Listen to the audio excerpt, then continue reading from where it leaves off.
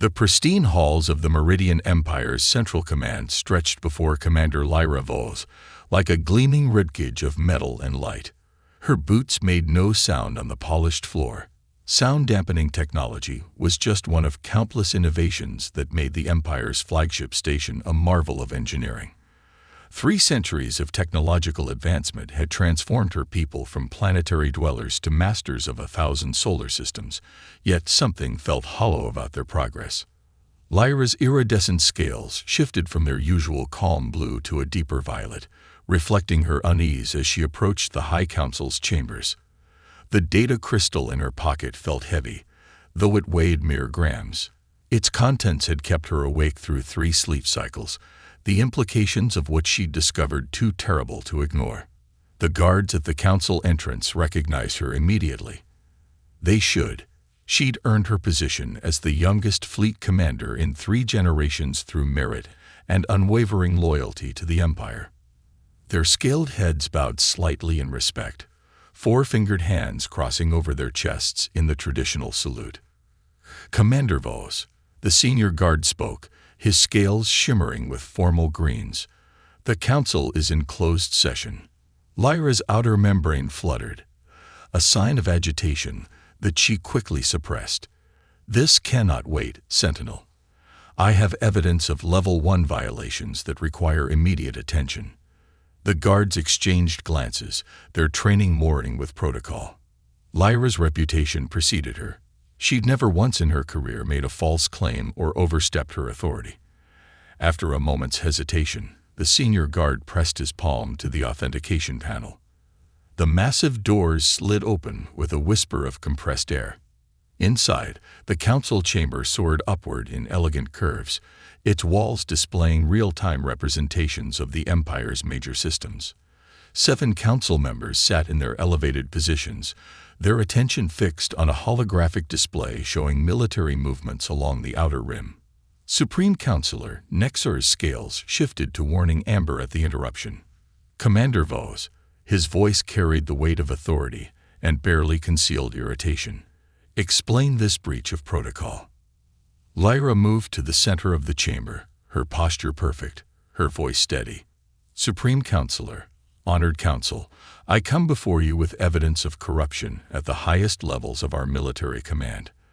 The recent campaigns in the Outer Rim, they're not defensive measures as we've been told. They're orchestrated invasions, designed to. Commander, Nexor cut her off, his scales now pulsing with dangerous reds. These are serious accusations. Your evidence. Lyra withdrew the data crystal, holding it up to catch the light. Everything is here. Resource allocations, falsified attack reports, communications proving that our own agents have been instigating the very conflicts we claim to be defending against. We're not protecting our borders. We're expanding them through manufactured wars. The chamber fell silent. Lyra felt the weight of 14 pairs of eyes studying her. Something in their collective gaze made her scales prickle with warning. How disappointing. Nexor finally spoke, but his tone carried no surprise. We had such hopes for you, Commander. Your tactical brilliance, your dedication. You could have been part of something greater than mere Empire maintenance. The realization hit Lyra like a gravitational wave. You knew. All of you knew. Knew. Counselor Mira's laugh was like crystal breaking. Child, we orchestrated it. The Meridian Empire cannot remain static. Evolution requires expansion. The strong must grow stronger. By betraying everything we stand for. Lyra's scales flickered between shock white and rage red. Our ancestors built this empire on principles of mutual advancement and peaceful cooperation. Our ancestors. Nexor rose from his seat, his massive frame casting a shadow over Lyra, were limited in their vision. The galaxy is changing, Commander. Other empires rise. The humans, particularly, show disturbing potential. We must expand, or we will be consumed. This isn't defense. Lyra's voice hardened. This is genocide. This is survival. Nexor's eyes narrowed, and now we face an unfortunate decision. Your loyalty to outdated ideals makes you a liability, Commander Voss. Sentinel Squad, enter. The chamber doors opened again, but instead of the regular guards, 6 black-scaled elite soldiers moved in with weapons raised. Lyra's combat training assessed the situation instantly. No easy escape routes, energy shields active around the council members, and her own sidearm would be useless against the squad's advanced armor. You'll find your command codes have been revoked, Nexer continued, along with some interesting evidence of your collaboration with our enemies. Quite thorough evidence, actually. The council will, of course, be devastated to learn of your betrayal. Lyra's mind raced. The guards were still moving into position, following standard containment protocols. They hadn't anticipated her desperation or her hidden modifications to her neural implant. The truth will come out, she said, her hand moving to her collar as if in nervous gesture. Nexer's scales rippled with amusement. The truth, Commander, is whatever we declare it to be. Lyra's fingers found the emergency beacon concealed in her collar insignia. The device, illegal but necessary for her investigation, would transmit her collected evidence to secure locations throughout the Empire. But more importantly, it would. The chamber's lights flickered as her implant connected with the station's systems. Years of careful preparation, hidden subroutines, and accumulated override codes came into play. The energy shields around the council sputtered and died. What have you done? Nexer's scales flashed alarm red. Lyra was already moving. The guards' shots came too late, their targeting systems confused by the cascade of system failures she triggered. She dove through the council's private exit, sealed blast doors sliding shut behind her as her virus spread through the station's network. Emergency klaxons began to wail as she sprinted through restricted corridors, her mental map guiding her toward the diplomatic docking bay. Behind her, she could hear the chaos spreading. Security systems failing, defensive grids collapsing, communication networks dissolving into static. Her private vessel, officially registered as a diplomatic courier, waited in its bay. The ship's systems came online before she reached it, responding to her implant's commands. As she threw herself into the pilot's seat, the docking clamps released.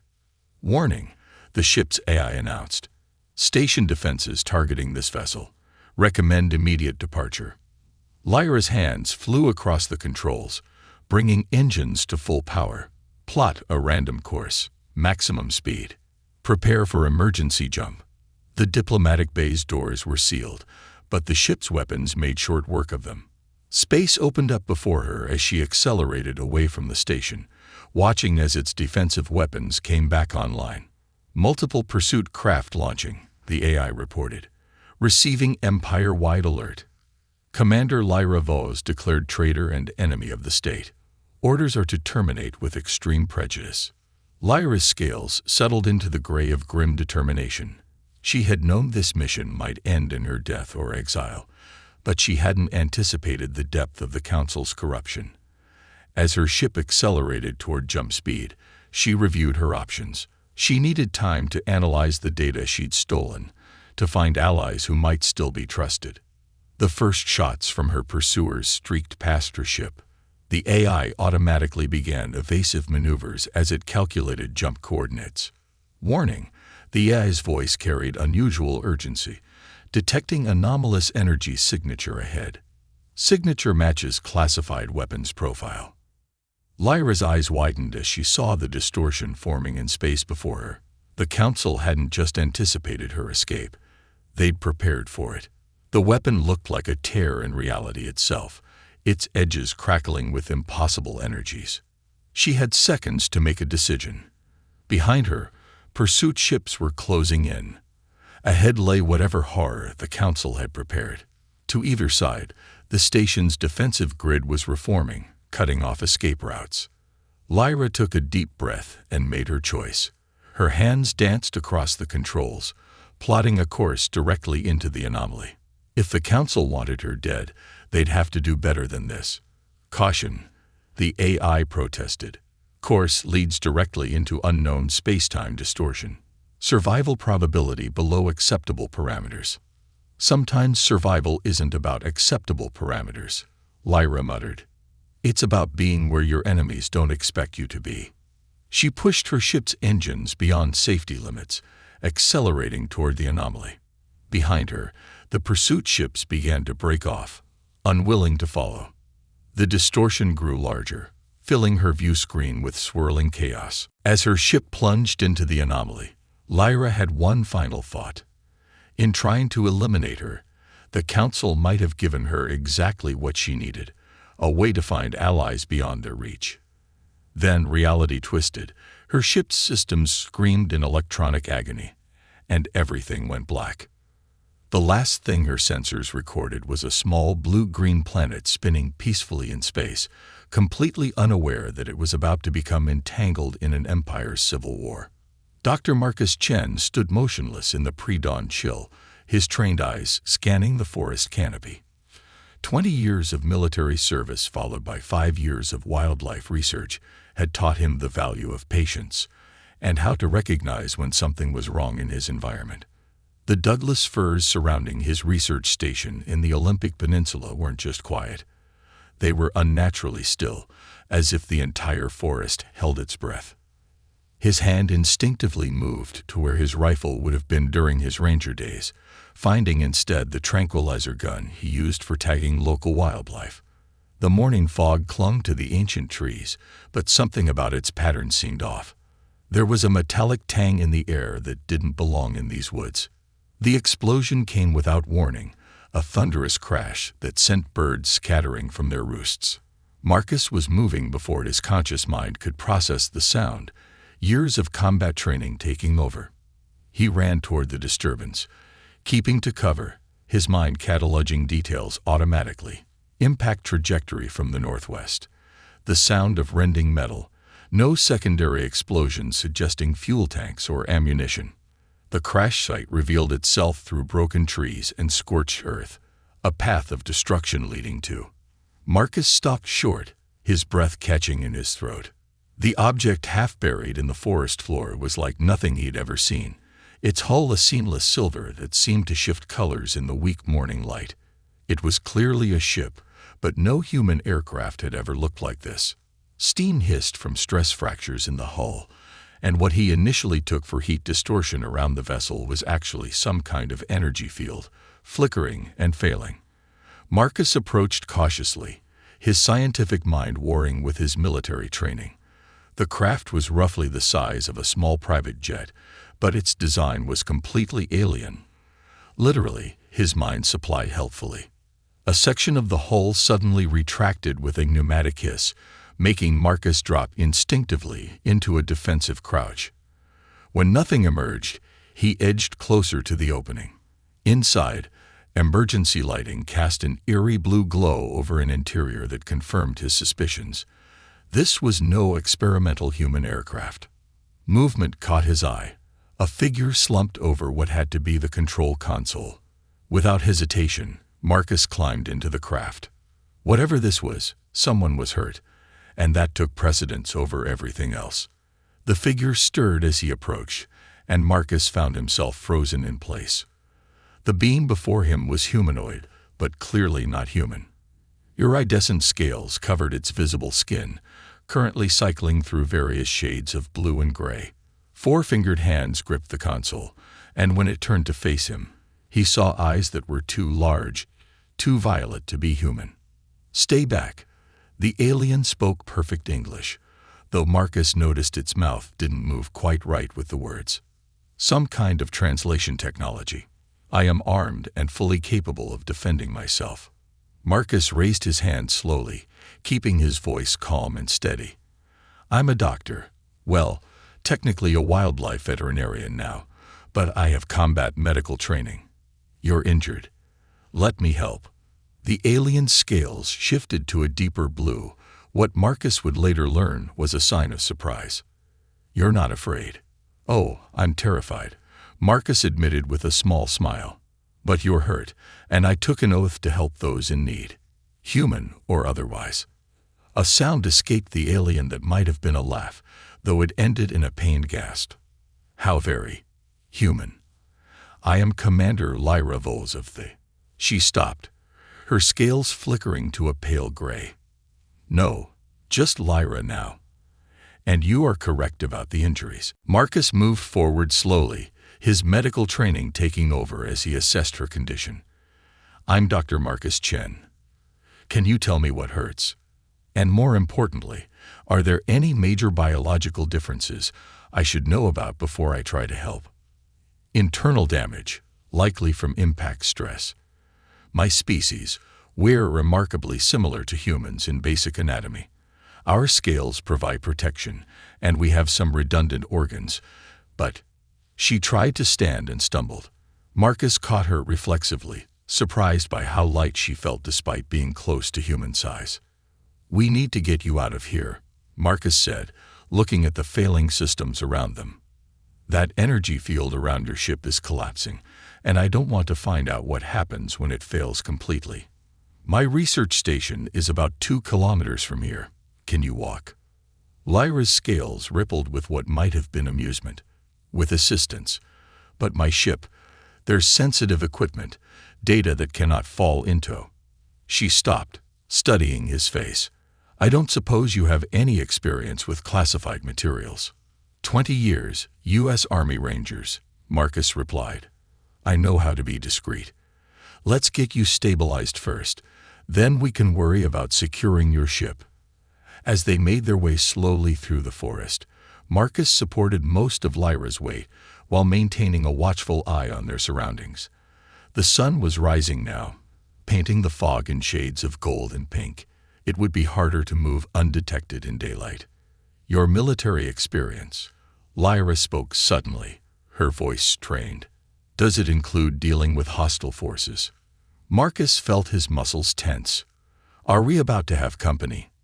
Not immediately. Lyra's scales had shifted to a dark, stormy gray. But soon. I didn't exactly file a flight plan for Earth, Dr. Chen. And those who will come looking for me, they don't have humanity's best interests in mind. They reached a small clearing, and Marcus had to help Lyra navigate a fallen log. You're running from something. Not something. An empire. My people, the Meridian Empire. We've watched Earth for decades. Some believe humanity is a threat to be eliminated. Others see you as a resource to be exploited. She stumbled again, and Marcus caught her. I believed we should leave you to develop on your own. Now I've brought danger to your world. Marcus processed this as they walked. Part of him wanted to dismiss it as the ravings of a crash victim, but 20 years of military service had taught him to trust his instincts. Something in Lyra's voice, in the way she carried herself despite her injuries, spoke of command experience and deadly seriousness. We'll cross that bridge when we come to it, he said finally. For now, let's focus on getting you somewhere safe and treated. My station has medical supplies, and it's off the grid. Solar power, satellite internet, minimal electronic signature. We can figure out our next move once you're stable. Lyra's scales shifted through several colors before settling on a deep blue. You're either very brave or very foolish, Dr. Chen, to help an alien fugitive. Marcus, he corrected. And maybe I'm both. But I've spent enough time studying Earth's wildlife to know that every living thing deserves a chance to survive. Even mysterious alien commanders who fall from the sky. They emerged from the forest to see Marcus's research station, a modern but modest structure designed to blend with its surroundings. Solar panels gleamed on the roof, and a small satellite dish was the only obvious sign of technology. It's not exactly a military hospital, Marcus said as he helped Lyra up the steps to the front door, but it's secure and well-stocked. And more importantly, it's off any official radar. As he helped Lyra inside, Marcus couldn't shake the feeling that his life had just become infinitely more complicated.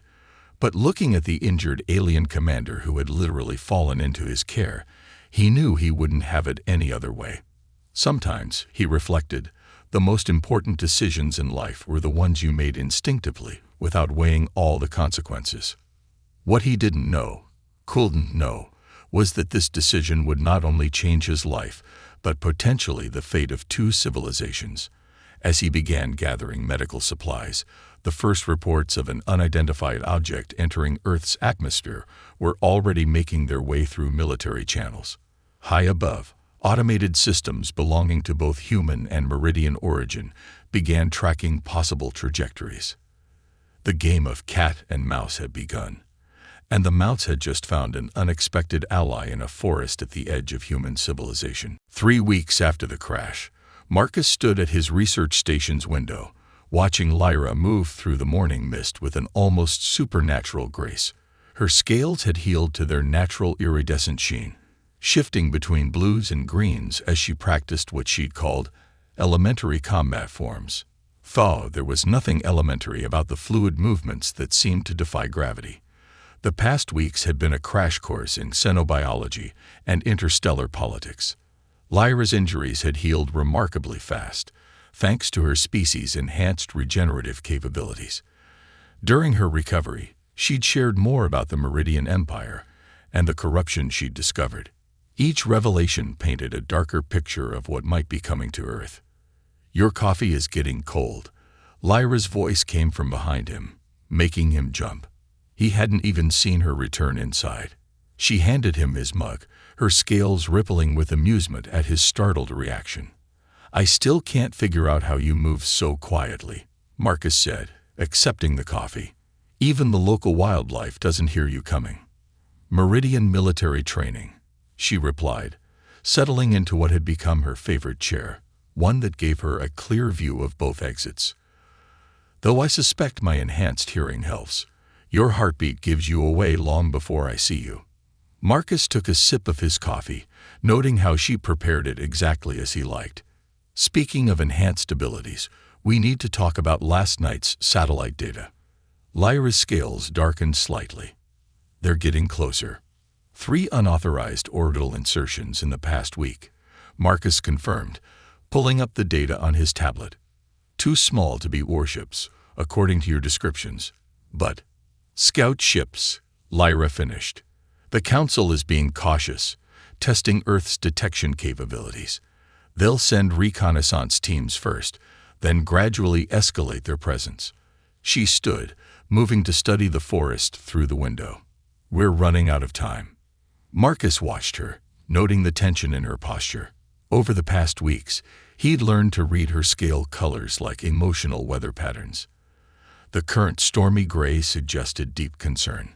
"The data you brought," he said carefully. "You mentioned it could expose the Council's corruption. Why haven't we released it?" "Because exposure isn't enough." Lyra turned to face him, her violet eyes intense. "The Council has contingencies. If we simply release the data, they'll claim it's fabricated, declare me a traitor trying to destabilize the Empire, and use it as justification for immediate military action against Earth. We need allies within the Empire first, people in positions of power who can act when the truth comes out." Marcus set down his coffee. "And you have contacts like that?" "I did. Before." Her scales flickered with uncertainty. "The problem is reaching them. Any standard communication would be intercepted. I need direct access to a quantum resonance transmitter, and the only one on Earth powerful enough is." "In my ship." A new voice interrupted. Both Marcus and Lyra spun toward the door, where a tall, silver-scaled Meridian held what was unmistakably an energy weapon. 2 more figures flanked him, their weapons already trained on Marcus. "Commander Vex." Lyra's scales paled to almost white. "I should have known they'd send you." "You're slipping, Lyra." Vex stepped into the room, his scales rippling with predatory satisfaction. "Time was you'd have detected us before we got within a kilometer of this position." His eyes flickered to Marcus. "Though perhaps your attention has been divided." Marcus kept his hands visible, mind racing through combat scenarios. The intruders were focused primarily on Lyra, a mistake he could potentially exploit. "I take it you're the advanced team." Vex's scales shimmered with what might have been approval. "Observant, for a primitive species." "Yes, we're what you might call the cleanup crew. The Council wants this situation resolved quietly before the main fleet arrives." Main Fleet.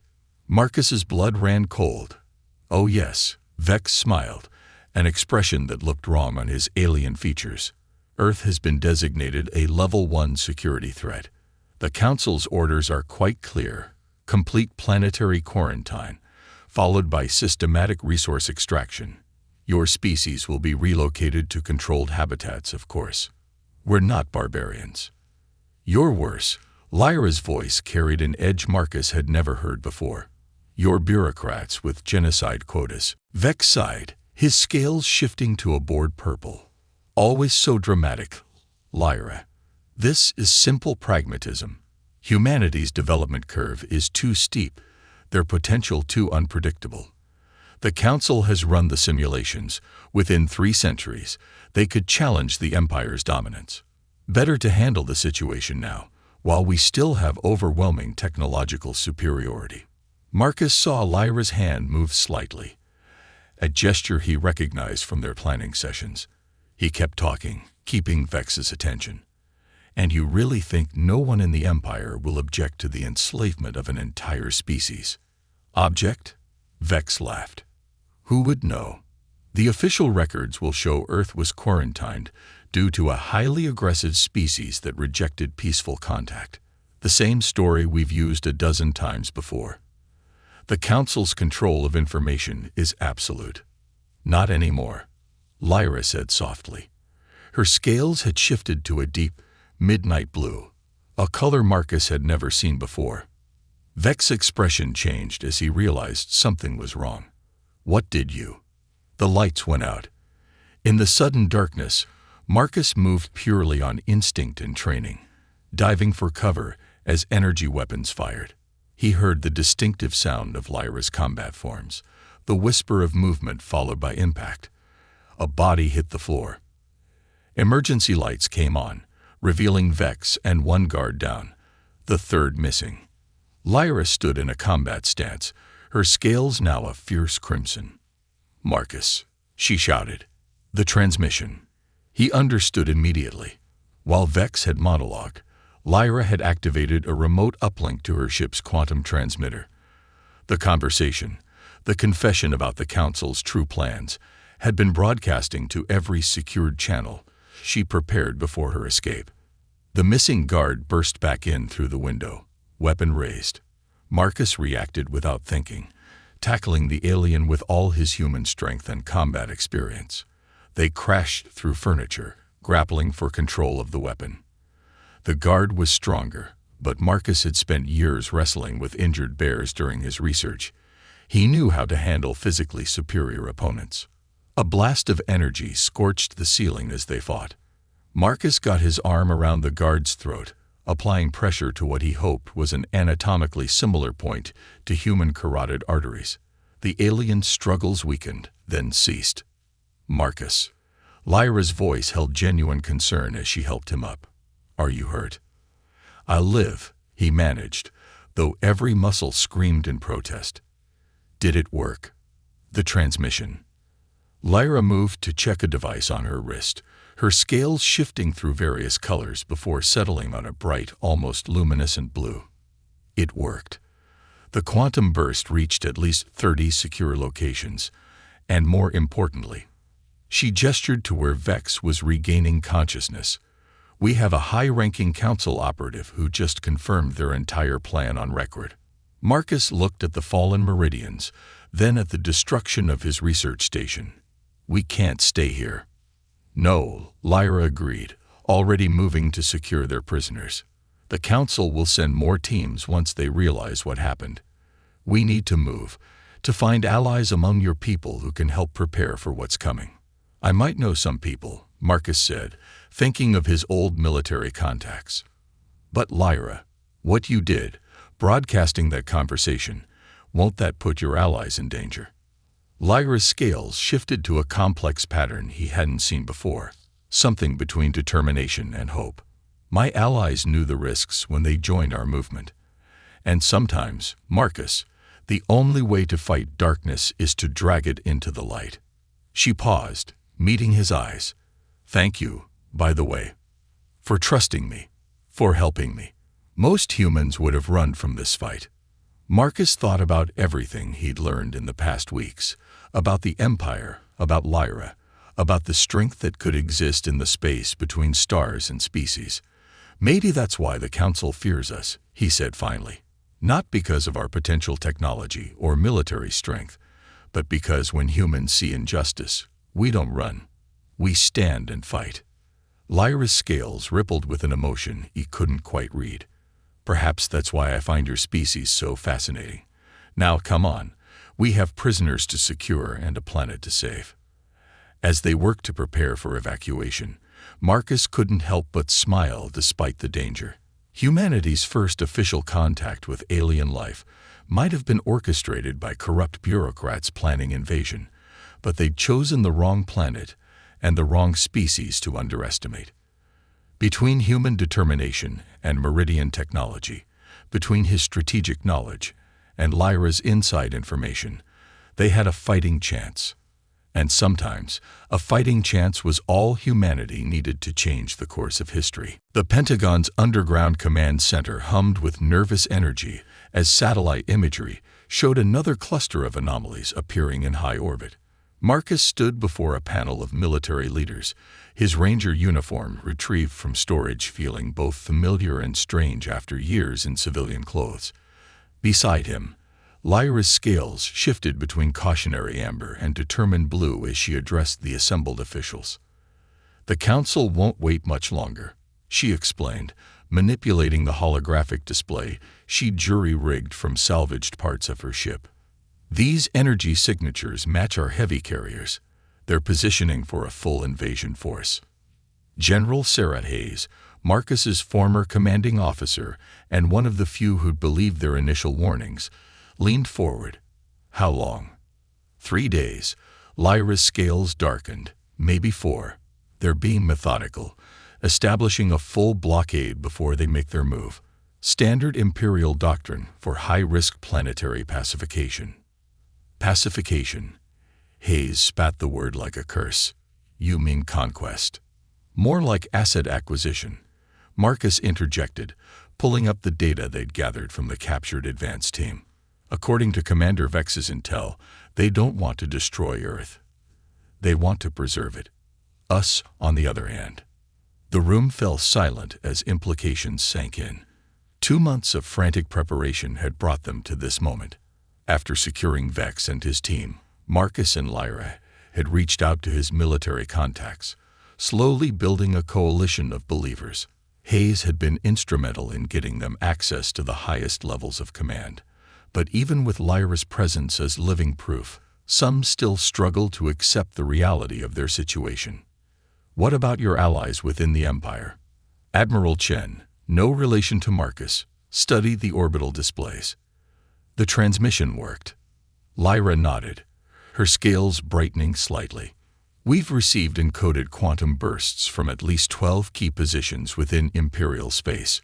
The evidence of corruption has sparked precisely the internal conflict we hoped for. Several fleet commanders have openly questioned the Council's orders. But they won't move openly against the Council without proof their forces can win," Marcus finished. He'd spent enough time with Lyra now to read the subtle shifts in her scale patterns. "And right now, the Council controls most of the heavy weapons platforms. So we're on our own," Hayes concluded grimly. "Not entirely." Lyra's scales shifted to a determined silver. "My allies are positioning their forces to support us, but they need us to act first. If Earth can demonstrate effective resistance, show that humanity won't be easily conquered, it will give the reform elements in the Empire the leverage they need to act." Admiral Chen's eyes narrowed. "You're suggesting we need to bloody their nose?" "More than that." Marcus stepped forward, pointing to specific positions in the holographic display. "We need to prove that humanity's potential is exactly what the Council fears, that we can adapt, improvise, and overcome even their advanced technology." He manipulated the display, highlighting key tactical positions. "Lyra's been helping us modify our existing weapon systems. The changes aren't dramatic. They can't be, not in the time we've had. But they don't need to be. We just need to show we can hurt them." "And we can," Lyra added, her scales taking on the midnight blue that Marcus had learned indicated absolute certainty. Human warfare is innovative in ways my people have forgotten. You adapt quickly, think creatively. The Council's military doctrine relies heavily on overwhelming technological superiority. They don't expect significant resistance from a pre-spaceflight civilization. Their mistake, Hayes smiled grimly. Dr. Chen, Marcus, you've worked most closely with our guest. You trust her analysis. Marcus met Lyra's eyes for a moment before responding. With my life, General. And more importantly, with Earth's future. He didn't add what had become increasingly clear to him over the past months, that his trust in Lyra had grown into something far deeper. Their shared mission, the long nights planning strategy, the quiet moments between crises, it had all led to an understanding that transcended species. He'd seen it in the way her scales shifted to warm gold tones when they worked together, in the way she'd adapted her movements to match his human rhythms. Very well, Hayes stood, her decision made. Admiral, begin deploying our modified defense systems according to the plan. I'll coordinate with other military commands worldwide. The Council might think Earth is divided and weak, but they're about to learn otherwise. As the command center erupted into activity, Lyra pulled Marcus aside. Her scales had taken on a complex pattern he'd never seen before, swirls of deep blue, gold, and a shimmering violet. Marcus, her voice was low, meant for him alone. There's something I haven't told you, something about why the Council really fears human potential. He waited, recognizing the importance of the moment. My people, we've grown stagnant. Technologically advanced, yes, but culturally, emotionally, we've calcified. But humans, you feel so deeply, love so fiercely, dream so boldly. And more than that, her scales rippled with emotion. You change us. Just by being who you are, you inspire growth, adaptation, evolution. She gestured to her own scales, which now pulsed with colors Marcus had learned to associate with profound emotion. I'm different now than I was when I crashed here. Being around you, learning from you, it's changed me in ways the Council fears most, ways that can't be controlled or predicted. Marcus reached out, hesitating only briefly before placing his hand on her arm. Her scales were warm beneath his touch, shifting to that distinctive gold he'd come to treasure. Maybe that's the real reason you crashed here, he said softly. Not just to warn us, but to prove that our species can do more together than either could alone. A warning klaxon interrupted the moment. New contacts had appeared in orbit, massive ships moving into attack formation. They're early. Lyra's scales flashed warning red. The Council must have detected our defense preparations. Marcus straightened, military training taking over. Then we'll have to be ready early too. He keyed his comm unit. General Hayes, we need to accelerate the timeline. Enemy forces are moving into position now. As orders began flying and forces mobilized worldwide, Marcus caught Lyra's eye one last time. Whatever happens next, he said, I'm glad you fell into my forest. Her scales rippled with that complex pattern of blue and gold that he'd come to think of as uniquely hers. So am I, Marcus. So am I. Above them, the first shots of humanity's greatest battle were about to be fired. But in that moment, in a bunker beneath the Pentagon, two beings from vastly different worlds shared an understanding that transcended conflict and species. Whatever the Council's forces brought, they would face it together, and perhaps in doing so, show both their peoples a better way forward. The storm was rising, but they would weather it together. The sky above Earth burned with the light of 1,000 suns as Imperial warships exchanged fire with humanity's hastily modified defense systems. From the command center's main viewport, Marcus watched energy beams slice through the atmosphere, while Lyra's retrofitted shield sparkled around key military installations. The past 72 hours had transformed Earth's orbital space into an apocalyptic light show. Third carrier group is breaking formation, Lyra announced, her scales a fierce combination of battle red and tactical blue as she interpreted the holographic displays. They weren't expecting this level of resistance. She was right. The Council's invasion plan had assumed a swift, overwhelming victory. Instead, they'd found their supposedly primitive opponents wielding hybridized weapon systems that combined human ingenuity with Meridian technical knowledge. Conventional missiles, enhanced with Lyra's understanding of Imperial shield frequencies, had proven surprisingly effective. Human electronic warfare specialists, armed with insights into Imperial communication protocols, were wreaking havoc with enemy coordination. Status on the quantum transmission array, Marcus asked, watching another Imperial destroyer reeling from a coordinated strike. Almost ready, General Hayes reported from her station. Your friend Vex has been cooperative since seeing how the battle's going. Marcus allowed himself a grim smile. The captured Imperial commander had maintained his arrogance right up until human forces had destroyed their first capital ship. Now, facing the possibility of being on the losing side, Vex had begun sharing Imperial command codes and tactical data with almost suspicious enthusiasm. Movement in Sector 7, an analyst called out.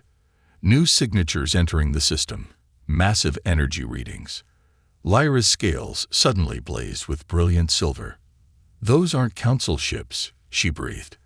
Those are the Reform Fleet signatures. They came.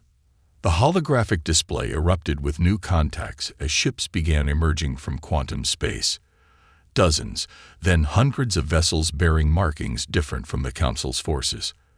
The Reform movement, seeing Earth's successful resistance, had finally made their move. All forces, hold position, Hayes ordered as the new arrivals began taking up tactical positions. Let's see how this plays out. They didn't have to wait long.